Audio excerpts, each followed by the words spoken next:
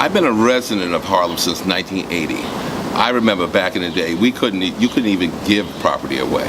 As a matter of fact, Frederick Douglass Blvd, 8th Avenue, was probably one of the scuzziest commercial corridors in all of northern Manhattan. Now it has emerged, because of all the new development, as Harlem's Restaurant Row. And I must also credit then Borough President C. Virginia Fields for the rezoning of Frederick Douglass Blvd to allow for the new development, allow for that commercial explosion, so to speak, of new residential with retail on the ground floor.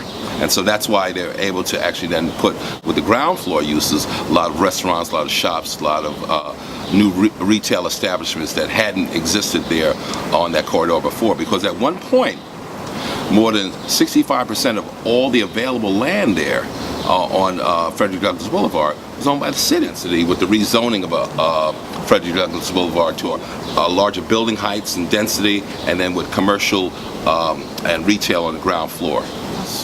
One of the fears that one actually thinks about when they think about something such as gentrification. A number of people hanging out on the corner with no sense of purpose, no sense of,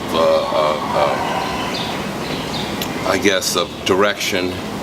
You know, now what has happened to them, I don't know, but you know, I certainly know that on some level, whether or not we were able to address those ills, that I don't know. So that will always be a nagging question in my mind as to what has happened to some of the indigenous population of the community.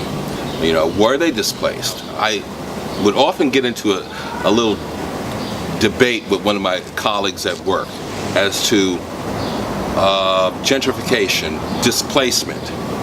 On Frederick Douglass Blvd, I will submit that, remember, it was a majority abandoned and desolate along Frederick Douglass Blvd, which meant the population had already left. So now you have it rebuilt, renovated, rehabilitated with new residential properties and shops. So I would submit to you that, in essence, you haven't had displacement so much as a net increase in population.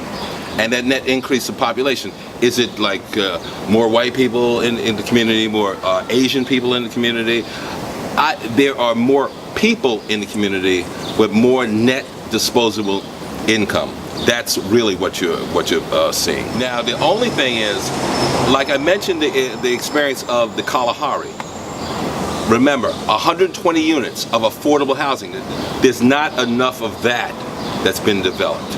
Okay, that we went to the thing of more luxury, more market rate housing, as opposed to really looking at, let's develop housing for working families. Harlem Renaissance, we talk about how arts and culture were the contributing things to the community.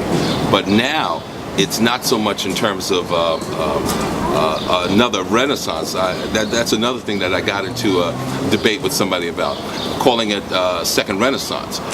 No, the Renaissance was driven by arts and culture. This is driven by economics. So Harlem will be a community that